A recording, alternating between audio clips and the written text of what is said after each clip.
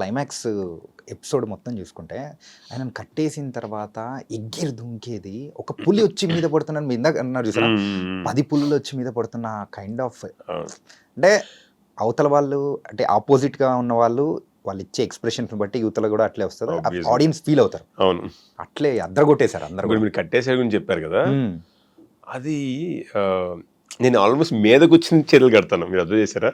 అల్లు అర్జున్ గారి మీద కూర్చుని వెనకాల చేతులు కడతాను. ఓకే, నాకు ఫుల్ టెన్షన్.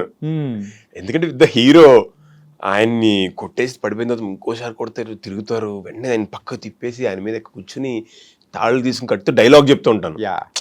అరే ఏమనుకుంటున్నారా, చావుతో చెలగాటం ఆడుతున్నారు మీరు అని చెప్పి అల్లు అర్జున్ గారు స్పిన్ డ్రాప్ అండి అసలు.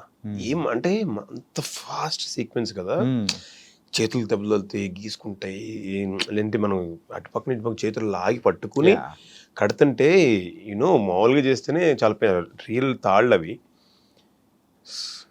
ఏం సపోర్ట్ చేశారంటే సార్ సారీ సార్ పర్లేదు సూపర్ చేసేసేయి, నువ్వు ఏం ఆలోచించుకో, హ్యాపీ చేసేసేయి అంతే అన్నారు. సో ఆయన కట్టేసి మళ్ళీ వెనకాల కాలు కట్టేసి ఆ తర్వాత నేను అక్కడ కొంచెం కనిపించిన తర్వాత ఏం చేద్దాం అని సుకుమార్ గారు వెంటనే వచ్చేసి వెంటనే వచ్చేసావా పడుకుని నోస్ దగ్గర చూడు అని చెప్పి ఆయన అలా పడుకుని చూపించారనమాట. అసలు నాకు అది భలే నచ్చింది.